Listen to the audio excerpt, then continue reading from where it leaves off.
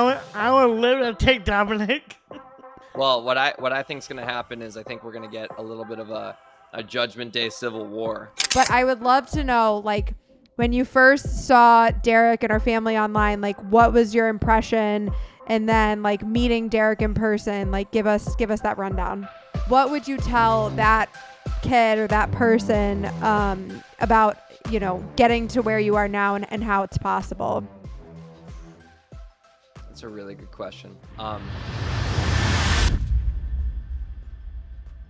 right, we are back on Baker's Bantering, and we got our wrestling special guest. If you could do yourself, special guest.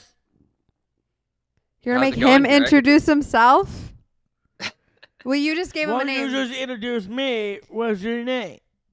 Well, my name is Liam Crowley, but Derek, you just gave me a great nickname before we started rolling officially.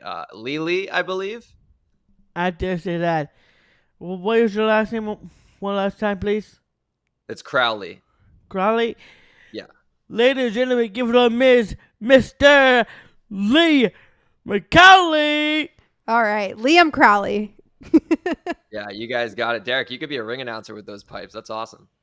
We're always telling him he is insistent that he at some point in his lifetime is going to be a wrestler. And we are constantly telling him, I think you need to shoot for the goal of being an advocate because his mic skills are on point. Where's that taking my headphones off, Lee? Because I know I hear another word about an advocate. Derek likes to take his headphones off when he doesn't want to hear he doesn't like what we're talking about on the podcast, as if that's turns. Good to know. As if it turns his ears off, you know. Okay, so I have to tell you why Derek was late, because he sat down in this chair right at 11, and he looked at me and he goes, "Can you go get my toothbrush and toothpaste?" And I was like, "Bro, no, I can't. Go upstairs and brush your teeth." Where's yours that did? We're all grateful. Just make sure I did. I hope you did, but luckily for me, you're far enough away that I don't think it really matters. But I'm glad you brushed your teeth. No, thank you. No. Okay. You're good. You're good. I believe you that you brush your teeth. We actually typically record on Tuesday afternoons, and last week we were recording on a Wednesday morning. And twice during our podcast recording, Derek's alarm went off to remind him to brush his teeth.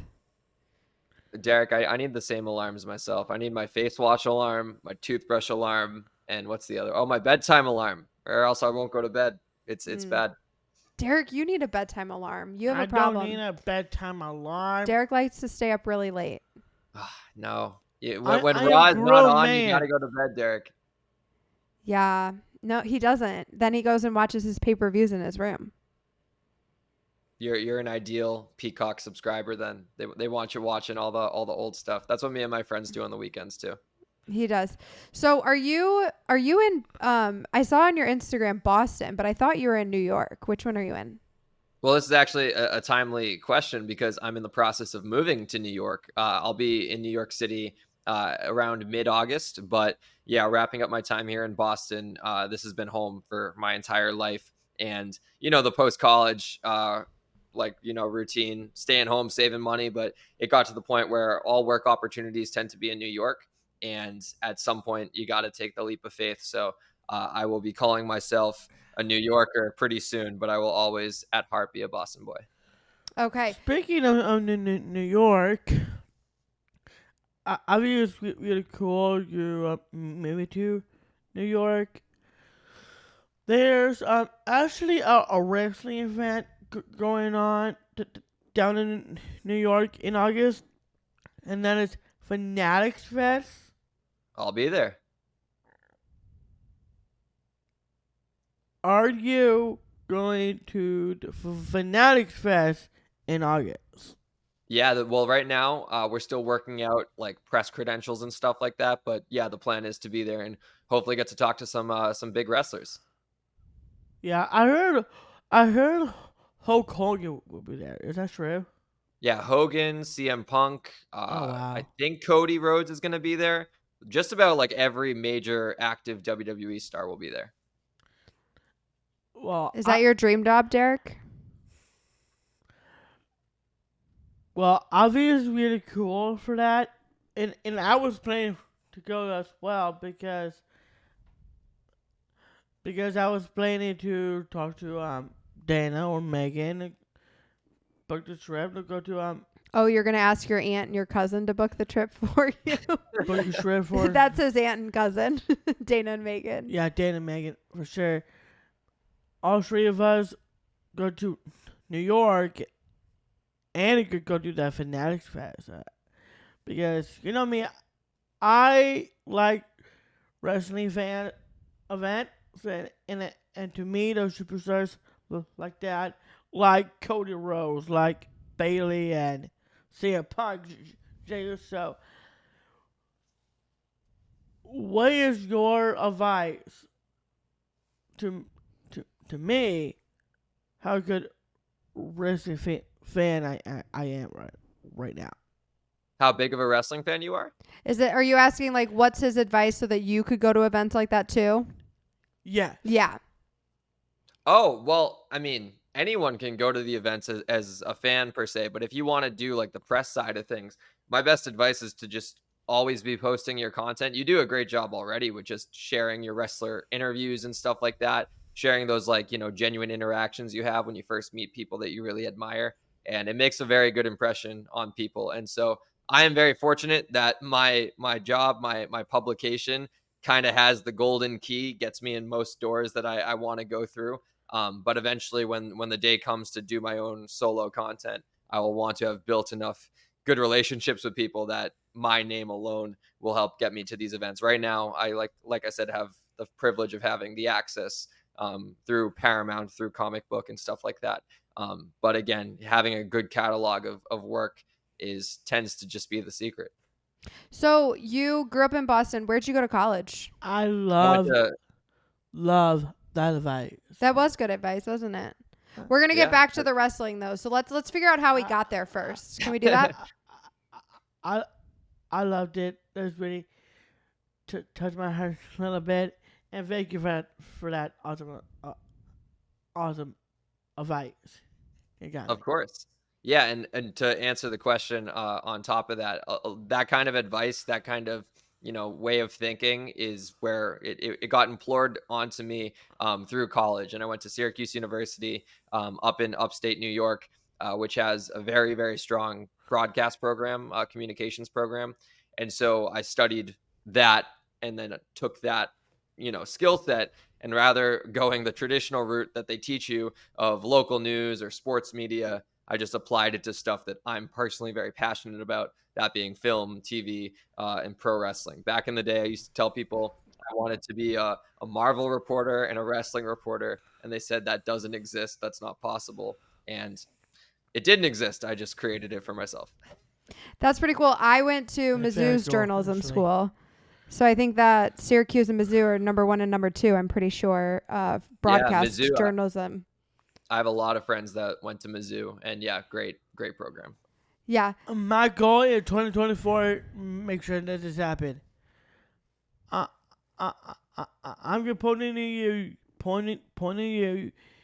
You going to say MIZ, and you say CLU. Okay. Well, if Liam is up for it, I'll do it. But he went to the rival journalism school, so I don't know if he wants to. I'm pretty sure he wants to. Okay, you ask him. Lee, can I get MIZ? Only for you, Derek. MIZ.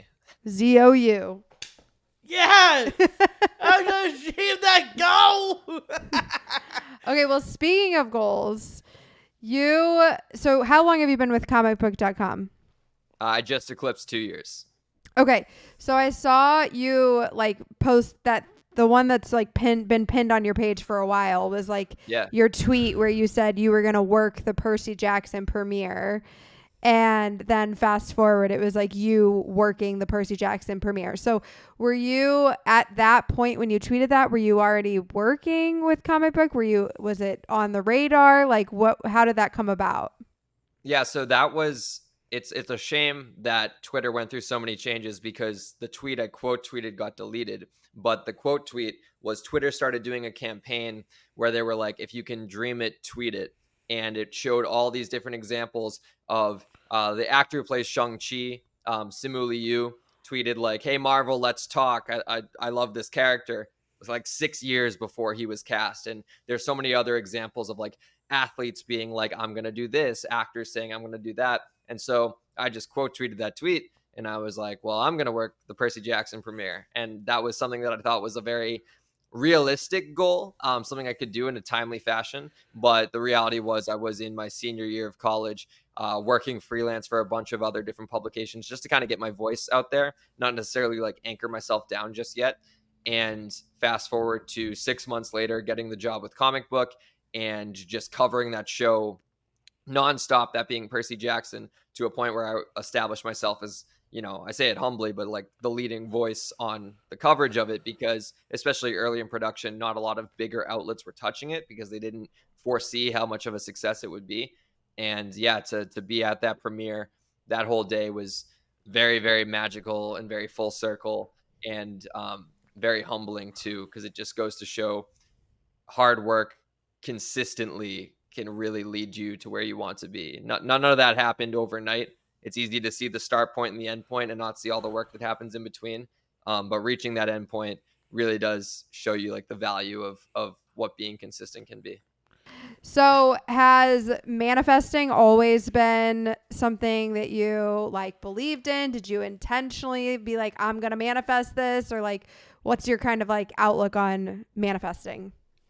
Oh, I'm a big manifester. I fully believe, if you can envision it, you can make it so.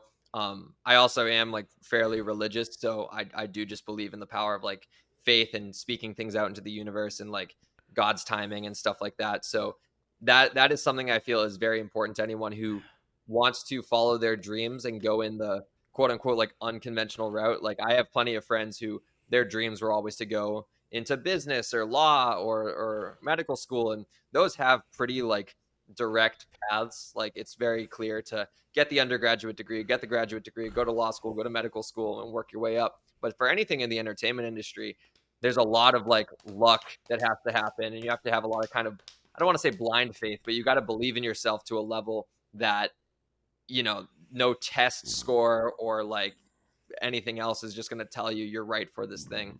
So I think it's very important to speak out what you want to do, and that way you need to believe in yourself at the end of the day if you're going to get to where you want to be. Yeah, I'm a big believer in manifestation. I actually let me tell a story really quick. When I was in college, I sports broadcast journalism was my major. And I very quickly determined that I was not going to work in news, and I had no interest in that. But that was, the path you had to follow in order to get the degree and learn how to do all the things. And what I fell in love with was video storytelling. And I was like, I hate doing it the way that I have to do it in college, but I love the concept of it. I love getting to tell cool stories. I would say in college, I'm like, in a perfect world, I'll just make videos with Derek someday, or I'll just like make videos about the disability community.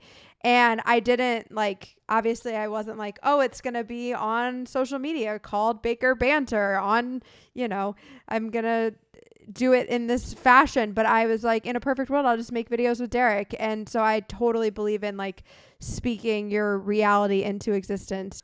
Well, on a similar note of that, I also detested the way we made videos in college. The traditional news reporter package, it was so monotone. It was so out of like the 1990s. Yeah, the camera quality was better, but just the structure of like, Derek really enjoys wrestling. Cut to Derek playing with like wrestling figures. I just thought that was so boring. And I love the 21st century methodology, the Gen Z way of doing vertical video, quick cuts, quick B-roll, something that isn't necessarily super polished, but is just eye-popping and eye-catching. And so it was one of those things where a lot of the classes, listen, we got to play under the professor's rules. I will make the video packages as you want them to be made. But at the same time, in my free time, That's when I was doing my own type of video content, the vertical video, the quick cuts, the TikToks, the Instagram reels, which really laid the foundation for what I do now on a consistent basis. And yes, I do love storytelling, but in the evolved way of doing it, not the old school way. And Derek, to answer your question, yes, I'm the oldest of three. I have a younger sister and a younger brother. That's awesome. Does your sister talks a lot like my sister does, like Jen and Katie? They all talk. We all talk a lot. Us three Crowleys are talkers for sure. Well, there's a bigger spectrum for you. Derek, bro, you talk a lot too when we get you on the right topic. So, I'm not saying it's a bad thing. We are here to make a podcast, so it would be kind of weird if we didn't talk. well, that is a good point. Okay, well, thank you. So I would like to know, non-wrestler, who is somebody that you have interviewed that you were like the most excited about, and kind of like what was that story? Ooh, that's a great question. And it's hard because I've done hundreds of Zoom interviews, but Zoom interviews have like a ceiling of how exciting they Sure. can be. Okay, so let's say in computer person. Let's say in person. So, yeah, I was going to say on that topic, it would probably have to be someone in person. Most excited was the Percy Jackson kids, because that was like a culmination of like years and years of work to getting to that press junket, and they decorated it so amazingly. I was waiting in like the Disney lobby before my interview started, hours before, like 6-7 hours before, because I got there as early as possible. And they walked out of the press conference room, and Walker, who plays Percy, was like, "Oh my God, Liam." And I was like, "I can't believe you know who I am. This is crazy." And it was cool to like break the I don't want to say tension, but like there's always a bit of nervousness when you go into these interviews and you only have 5 to 10 minutes with someone who has no idea who you are, and you're trying to establish a human connection and have a fun conversation.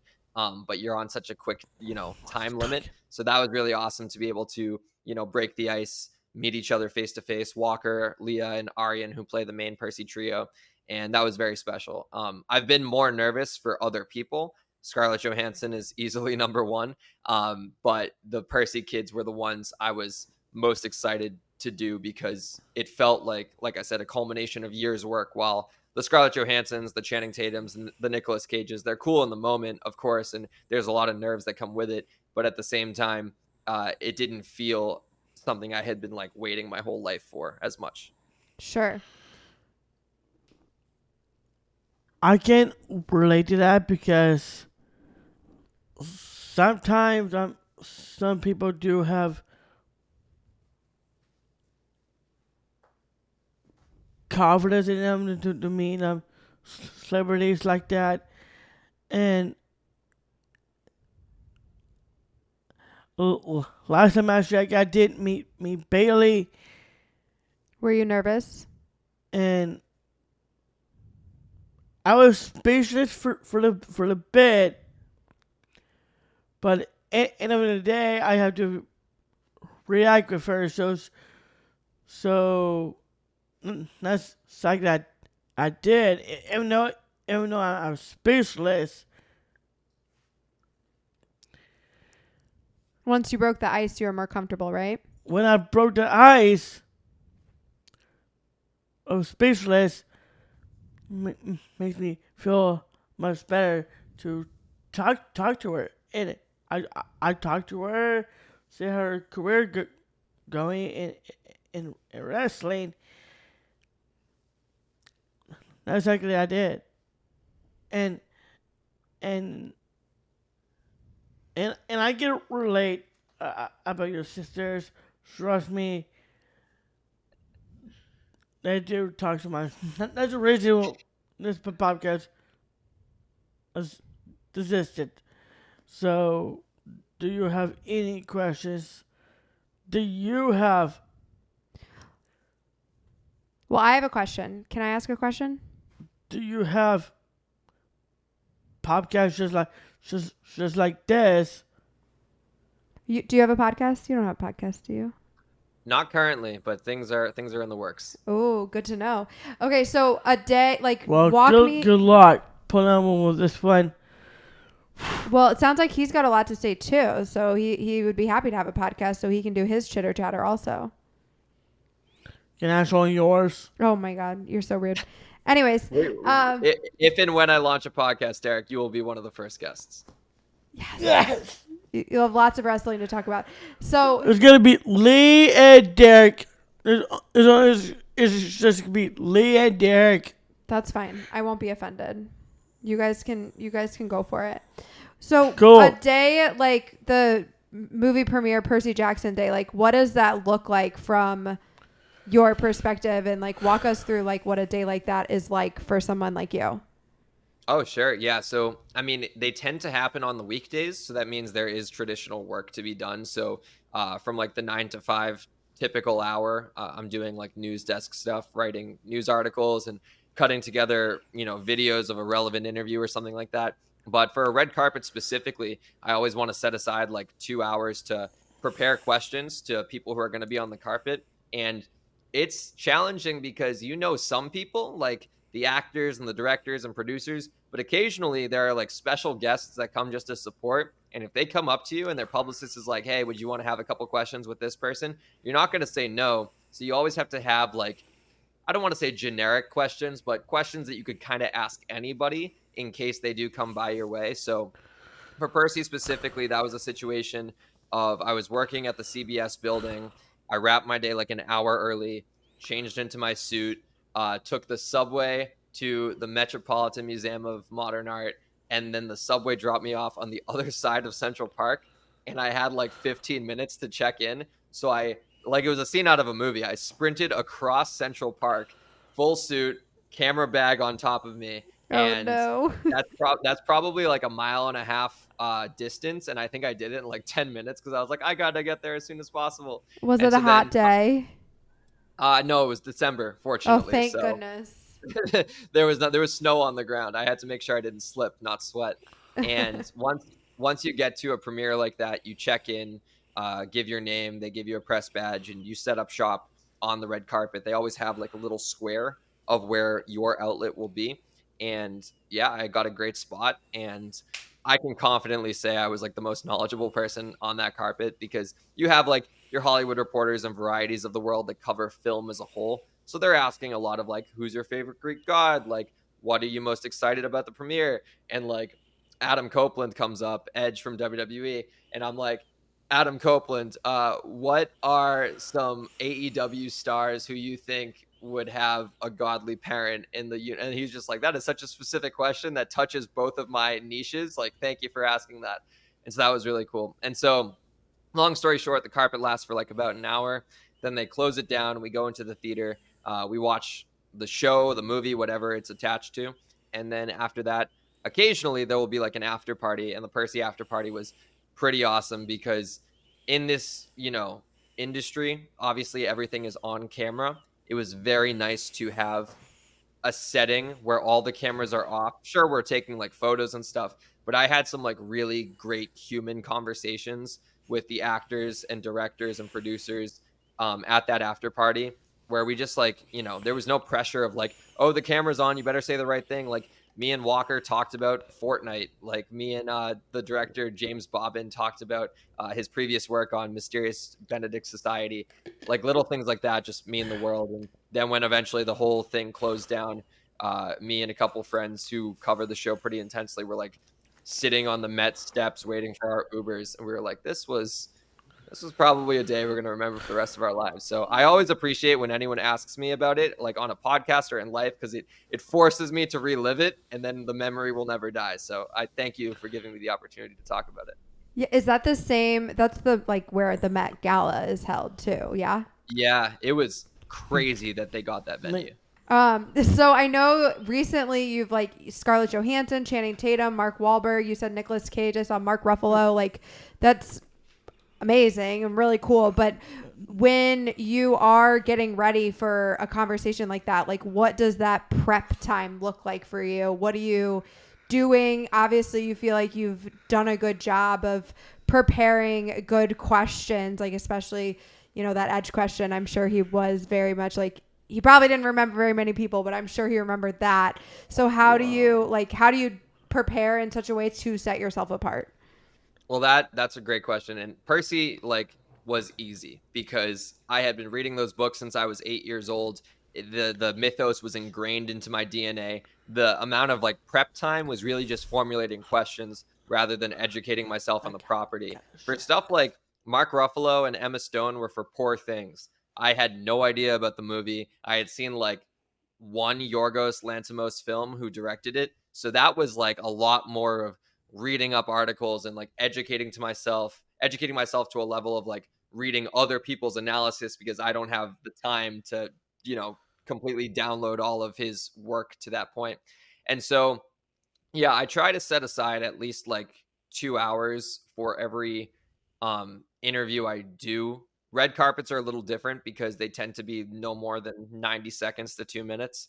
So that one will be a little bit more, okay, I'm prepping for 15 people. Let me set aside 2 hours to prep for 15 people. While with a press junket like Channing and Scarlett from Fly Me to the Moon, that was, I took the Amtrak to New York City that morning, and it was from 5 a.m. to 9 a.m. So it was before my work hours. So I just sat down on that train, completely locked in from 5 to 7, just hammering out research. And then from 7 to 9, taking that research and formulating it into questions. And it's funny because that interview with Channing and Scarlett was a total of 5 minutes and 30 seconds. But if you're going to get the best possible responses, you have to anticipate what other outlets are going to ask without knowing what other outlets are going to ask. So you have to think like other reporters in order to ensure that you're thinking differently from them. And that is always a challenge. And at the end of the day, you can prepare for weeks and weeks and weeks and still end up asking the same questions. You just have to have that mindset tick. And I've failed in some instances and I've succeeded in others. And yeah, it's all the experience at the end of the day kind of influences how you prepare for future ones. Yeah, I saw you had a bunch of people quote you. Very important question. What's your question, Derek? Go ahead. Very important question. And this question is actually for wrestling. Yeah, we can switch over to the wrestling gear now. Perfect. How you feel about Cody Rhodes? There's rumors going around for Cody Rhodes to turning heel. How you feel about Cody Rhodes turning heel and join the Bloodline? What's your thoughts? Well, Cody Rhodes should never join the Bloodline. I think that would agreed. That would go against everything of his character to this point. Well, he did go through a lot with the final boss, The Rock, and Roman Reigns. If I'm Cody Rhodes right now, I think he will join. Derek thinks he should join the Bloodline and become the tribal chief. Ooh, I can't get behind that, Derek. I'm with you, Liam. I'm with you. Okay, but what are your thoughts about him turning heel? So I have a very complicated answer about this. I think Cody Rhodes, it would be a disservice to his ability if he doesn't turn heel at some point before he retires. At this point in time, it would make zero sense for him to turn heel because he is for one, the most profitable babyface they've had since Hulk Hogan. He sells more merchandise than John Cena. And for two, he is more universally popular than anyone in 50 years. Cena got 70% boos for a very long time. Roman Reigns got booed so often that he actually did turn heel. The crowd is 95% behind Cody. That is such a rare feat in wrestling today. You need to protect that for as long as you can. And for as long as he's selling a lot of merchandise, for as long as he's doing the Make-A-Wishes and stuff like that, he should stay a pure babyface. However, when the time does come that they find the next person to replace him in that spot, whether that be a Carmelo Hayes, a Braun Breaker, Ilya Dragunov, these guys on the come up, when they are ready to take the mantle of top babyface and Cody becomes a part-timer, whether that be in 5-10 years, that is when I want to see him do some character work. Because I've been following Cody my entire, wrestling fandom. He was a great heel in New Japan. He was an amazing heel in Ring of Honor. With all the history that has happened to him since, he could be the Roadlander, the Homelander Cody idea is genius. It needs to happen eventually. just not right now. So it's like a future idea. That is very accurate. He was here before in New Japan, like you said, also Ring of Honor, also AEW, but the biggest question, even though the original bloodline trying to break Cody Rhodes, like actually not heard him like before.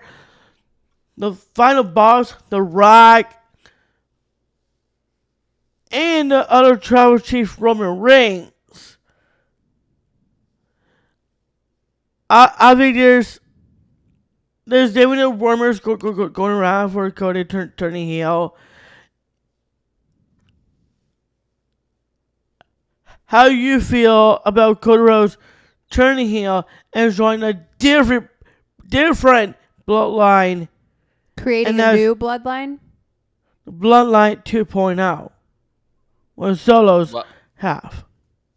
Well, I see what you're saying about Solo and like his cronies like trying to break Cody mentally, but the whole thing with the bloodline, people got to remember, is like they're very protective of the fact that it is like the bloodline. Like this is the Anawais. Like the only reason Tama Tonga and Tonga Loa got brought in was because their father Haku is like considered like the adoptive uncle of the Anawais. Like The Rock said he grew up calling Haku Uncle Tonga. So like there is some sort of like, even though they're not literally related by blood, there is a connection.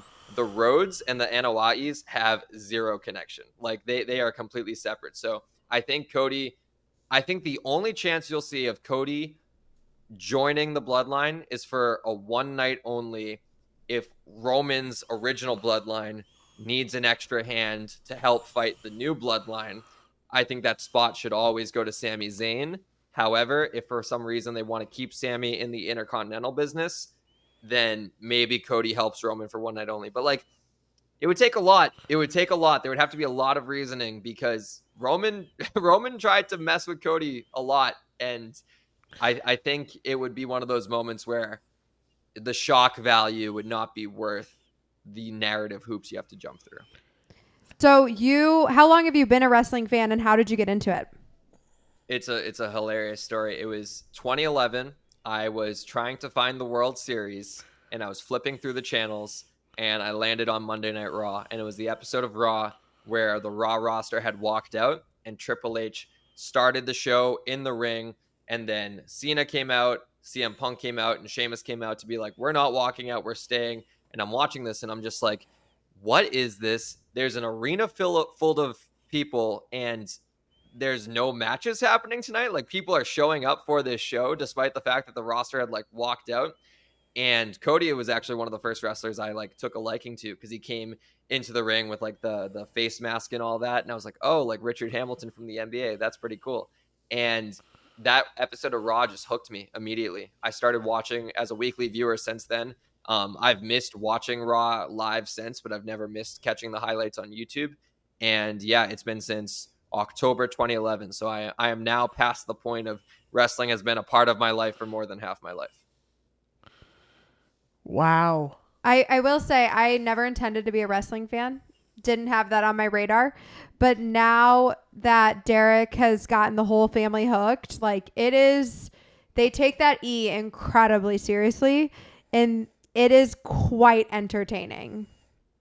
Oh, yeah. It's so funny. I try to get my girlfriend to watch all the time, and she's a big theater person, and she's like, oh, this is just simulated combat with enhanced theatrics. And I'm like, yeah, if you look past it of like, oh, it's not a traditional sport and blah, blah, blah. It takes the best of sports and the best of movies and merges them together. And it rewards you, especially in the Triple H era, it rewards you for being a long-term fan. How great was that moment at WrestleMania? The callback to the Shield breaking up with Roman taking the chair to Seth. Like I got goosebumps when that happened, because I was like, I remember being 13 years old and watching that on live TV, and now we're paying it off 11 years later. Like, that stuff is so special. And yeah, like you said, it's for everybody. There's comedy wrestling, there's strong style wrestling, there's high flying wrestling, there's a flavor of ice cream for literally everyone. Okay, real quick, I have to ask him about his girlfriend. Your girlfriend's in Wicked the musical. She is, yeah, Erika Ito. That is so freaking cool. Is she going to be in the one that travels around?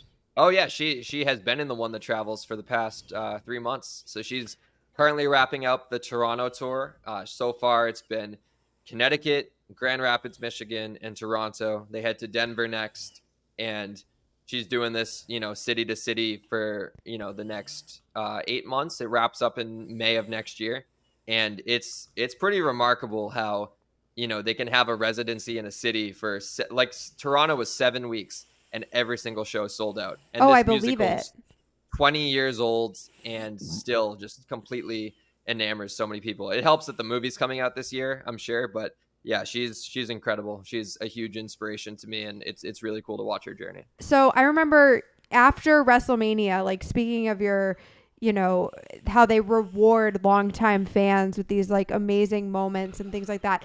I remember I think I put it in our story because I just thought it was such a great question, and like how you framed it with with Cody going from the undesirable. I wrote it down here. Where'd it go?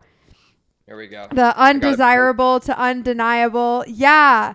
And to now undisputed. This is custom made, by the way. So there's no link for these. I made this myself. And that promo, I don't know if you guys remember watching it live, but it like changed my life. It showed the value of hard work, and it was a full circle moment for me to just get to ask the question. Yeah. Yeah. I have the bigger question. Do you have any DVDs in your home right now? I have a lot of DVDs, wrestling DVDs specifically. Yeah, wrestling DVDs. Yes. I have a couple. I want to say like Night of Champions 2009, and a couple like greatest matches of 2012. I want to say, but I stopped getting DVDs because the network launched in 2014, and it kind of made no reason to keep the physical copies, unfortunately. Oh, Derek loves the physical copies. People always comment on our videos. They're like, get this boy Peacock. I'm like, he has Peacock. He likes the physical DVDs. Derek, next time you're in New York City, I'll take you to my favorite used bookstore. They have a DVD section in the basement, and it is flooded with WWE DVDs. And they're all like $2 to $5. Go. It's great. We gotta go. We'll have to send a whole suitcase home. We'll just have to ship them home because Derek's going to want to buy so many. You'll clear out the entire wrestling section. There's only about like one row, but you'd be able to probably not put a single one down. Do you have what 2012 DVDs you have? Greatest matches, and I know I have like the story of the Attitude Era, where they took it's like inspired by the Beatles cover, and they took all the wrestlers and put their faces on, and it's like Sgt. Pepper's something or other, and they made that the cover. Well, I have is Royal Rumble in a chamber. Do you have any now? We'd have to check out the store, right? We'd have to maybe someday. We've never been to New York City. We've been to New York. We've never been to New York City. But once Liam's moved there, hopefully we'll have an opportunity someday. We'll get out to New York City, and we'll have to go check out that bookstore. When are you going to move to New York? It's August 10th is the move-in day, and then Derek's like, okay, we'll be there on the 11th.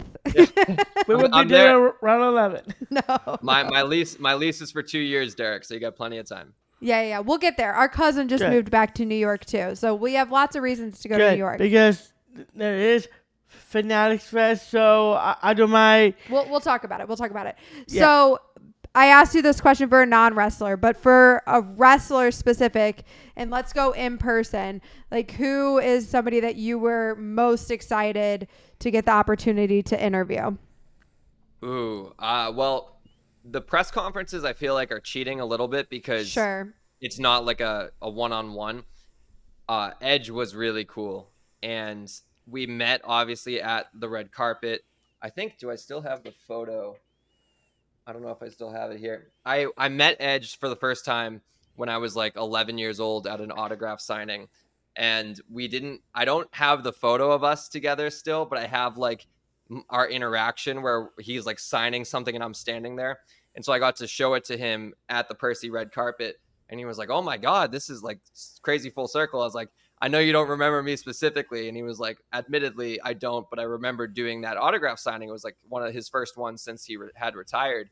And after that, we had a follow-up interview on Zoom, and he remembered me from the red carpet. And we just had like an amazing Percy Jackson centric interview that then at the very end, we did a like wrestler commentary style commentary on the Percy Jackson versus Ares fight, which is the character he plays. And so it was like using a bunch of like wrestling like words and innuendos of just like the sea is rising, that's Poseidon's music, and like little things like that. And he was laughing, and it was really cool to have that experience with him. So even though that was technically an actor interview, him being a wrestler, that it is, I guess, kind of related. I will say on the press conference front, Cody Rhodes was really cool to in those press conferences. Obviously it's not one-on-one, but when they're answering your question, they tend to like lock eyes with you, so it feels like an intimate moment. Cody was really awesome, but recently at Money in the Bank, locking eyes with John Cena, I don't get nervous that often anymore. I'm pretty kind of used to this, but that dude is a real life superhero. I felt like Captain America had walked into the room, and just the way he like answered my question while making me feel like I was like the only person in the room at that point was really, really cool. It was awesome. But I have just a bigger question. When you at WWE Fastlane event press conference, you interviewed Io Sky from Damage Control. Are you the one that said Io Sky versus Taylor Swift? I was not at Fastlane, and I remember watching that press conference. And when that question was asked, I immediately went on Twitter, and I was like, what are we doing? This is like, as someone who went to college for 4 years to really hammer out a degree and takes anything I cover with like a huge level of professionalism, I thought that question was like a huge slap in the face to my industry. And yeah, I was not happy, Derek. Well, I think it was much more reasonable for people to assume or to ask questions about Jason Kelce than it was about Taylor Swift. Like, yeah, because Jason Kelce got involved, you know? Right. Well, as soon we called that as soon as he announced his retirement, Derek was like, Jason Kelce, you would be amazing in the WWE. Like, you need to be a WWE wrestler. And then next thing you know, here he comes helping our boy Rey Mysterio at WrestleMania. I know. Okay, but you got to tell Liam about meeting John Cena. Will you tell him? So, I met John Cena backstage of SmackDown. That's the reason I got the hat and a t-shirt before. It was really cool, actually. And how'd you get the hat and the t-shirt? From his head and his belly. Derek looked at him and he said, that hat would look good on my head. And next thing you know, you had the hat and the shirt, didn't you? I did. And Derek, not a lot of people. All right, Dominic, come on out. Yeah, Derek's got a lot of confidence. It's funny because with the male wrestlers, he is like, he's always on, full confidence. Like, he's one of the bros. Like, he just fits right in. And then he meets the females, and he is nervous. Like, it took him a solid 2 minutes of meeting Liv Morgan before he actually spoke words to Liv Morgan. Okay, speaking of Liv, what do you think about this scenario with our boy Dom, and now we've got Rhea back?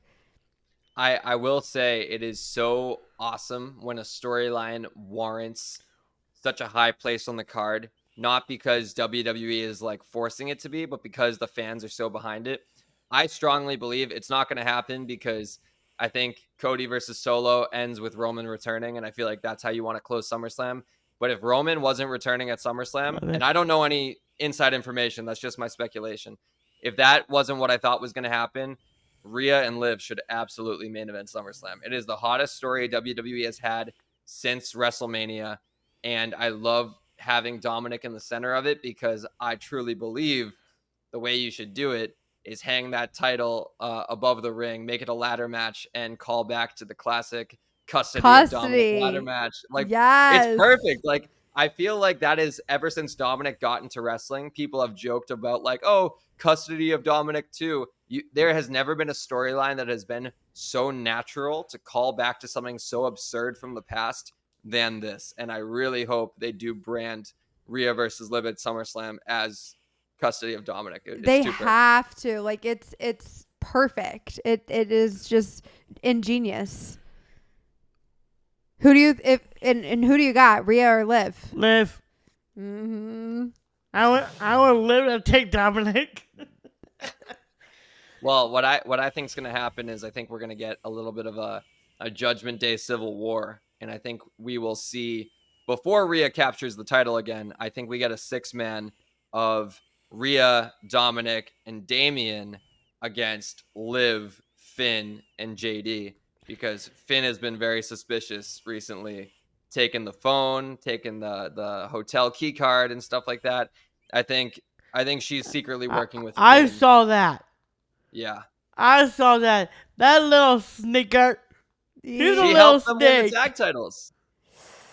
Yeah, Liv's definitely like infiltrating that Judgment Day. She is stirring the pot there, and it's pretty hilarious. It is working really well. Like, Finn Balor is definitely the man right now because I finally come around with Finn. Like, Finn Balor is one of my favorites. I'd agree. Finn Balor in a Judgment Day is way more better than the coward Damian Priest and Rhea Ripley. And just did start out the Judgment Day with Damian Priest at WrestleMania. Also, Rhea Ripley at WrestleMania Backlash. So I got a question. The bigger question is, do you think Damian Priest and Rhea Ripley will get jumped by the Judgment Day? Finn Balor, JD McDonough, Dominic Mysterio, Liv Morgan, with the newest member, Carlito, and R-Truth. I think if the Judgment Day does split up, we're not going to get a Finn and JD Judgment Day. I think Damian and Rhea are too strong together that they wouldn't drop the branding. They would keep themselves as the Judgment Day. Did Comic Book cover wrestling before you started working with them? Yeah, and I don't know how long, but I can pretty confidently say we've like upped our coverage since I joined. Yeah. So how many wrestling events are you going to in a year?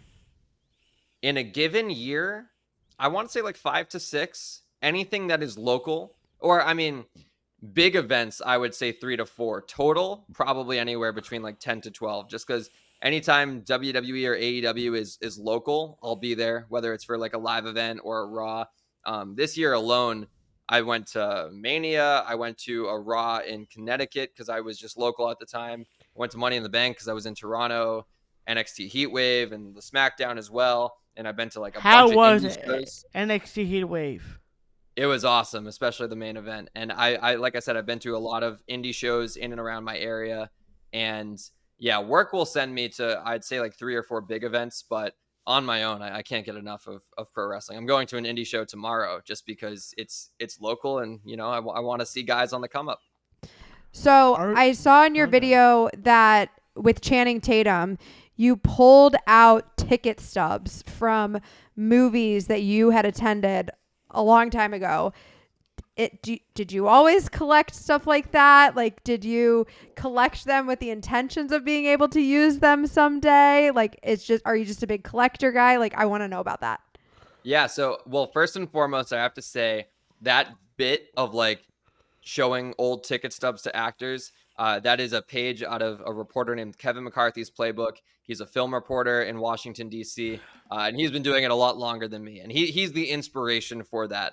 Okay. That being said, I did not know about him doing that bit when I started keeping my ticket stubs in a shoebox, like back in like 2010. So I've always held on to movie tickets, concert tickets, sport game tickets, even like WWE tickets when they were still physical and all that. Just because I like my keepsakes, and like eventually I want to like take them all and put them in like a compilation and frame it on the wall or something. And yeah, the line between collector and hoarder is like very like blurred for me, because especially as I get ready to move to New York, I'm like, how much of this stuff do I actually truly need? And then I'll be like, oh, but my math homework from 2008, how sentimental, look at how different my handwriting was. It's like, I don't need to keep this stuff, but it is pretty cool to be able to interweave something that, talk about manifesting. And when I saw 22 Jump Street in 2014, when I held onto that ticket stub and stuffed it away in a shoebox, never would I have thought it would be relevant to interweave into my career 10 years later. But here we are. And that story too, I'm glad you brought that up. That was easily far and away the most successful story of my career thus far. It like swept all the different publications, and the writer of 22 Jump Street and the Jump Street franchise heard about it, shared a screenshot of the cover of the 23 Jump Street like scrapped script on Twitter, and he was like, very proud of this, want to see more. And if this movie gets greenlit because of that, I'm very grateful to 14-year-old Liam for keeping it stored away back then.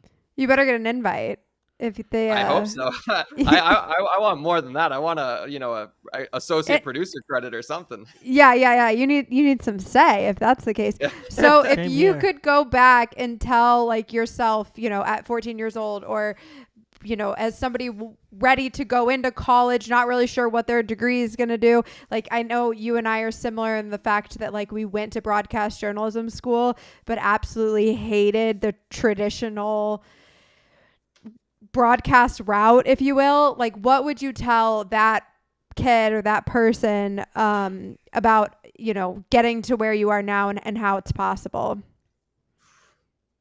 That's a really good question. I'm very happy with my life right now, so it's hard to say I'd want to change anything, because I'm one of those people who I truly believe like your failures are like just as important as your successes. Like, you need to stumble, you need to know what doesn't work in order to know what does work. Yeah, you need to fall on your face to feel as good as you can about like standing up straight and that kind of stuff.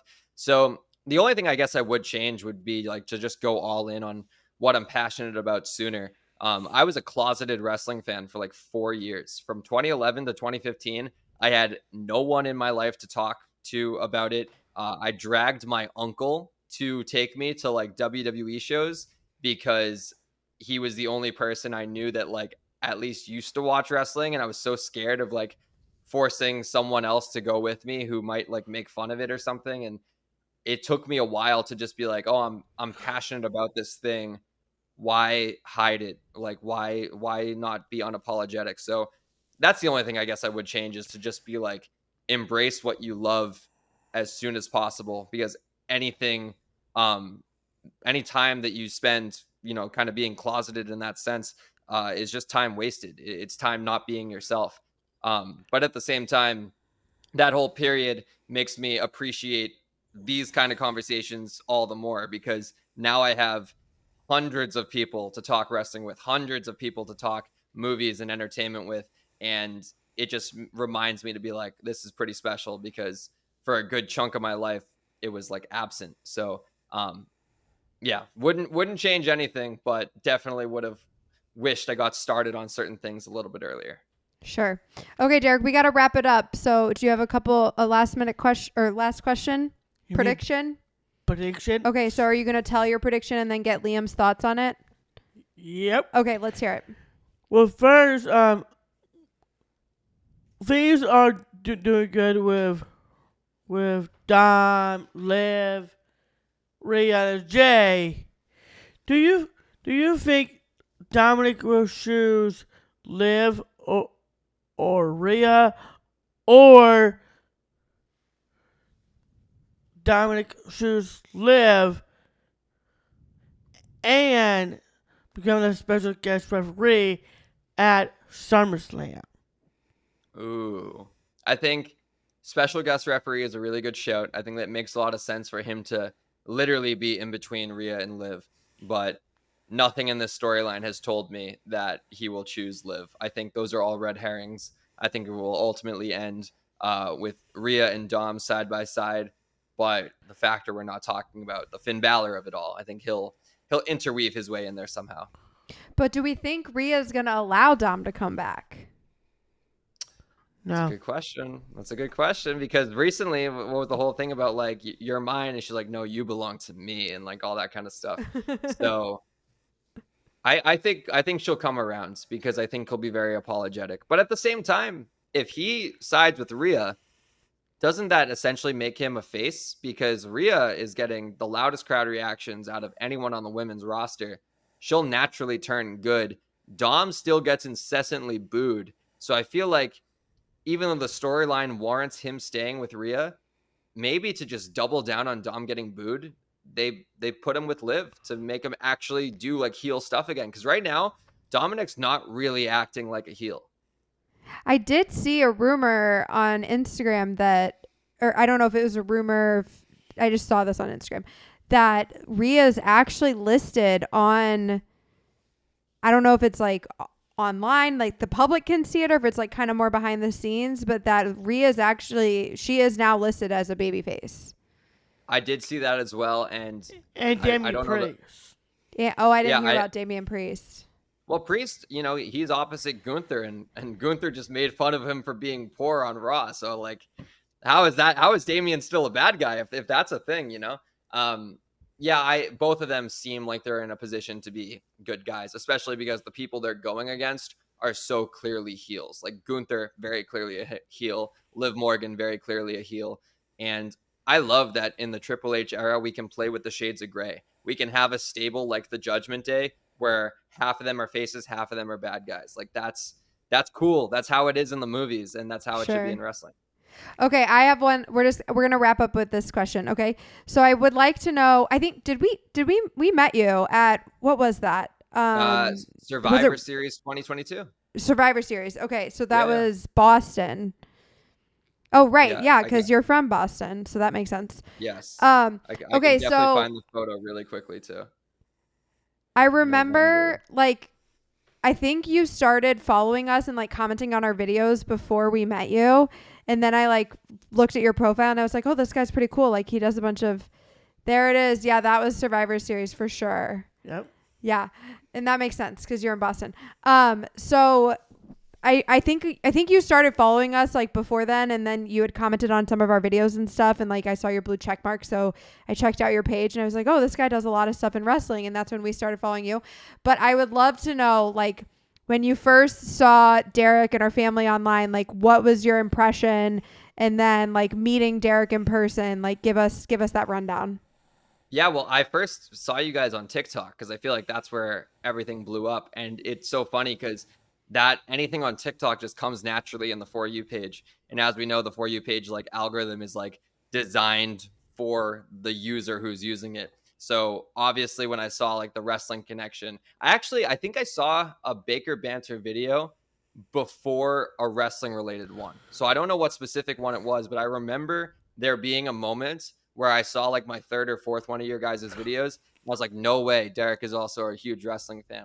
And in the years or months since then, and like following the content, I was always like really impressed by how much Derek would like react like crazy to wrestlers who are not like mainstream. That's when I knew that like, oh man, this guy is a diehard. Like when Derek was freaking out about like meeting the Acclaimed and like Colt Cabana at AEW, I was like, oh wow, this kid knows his stuff.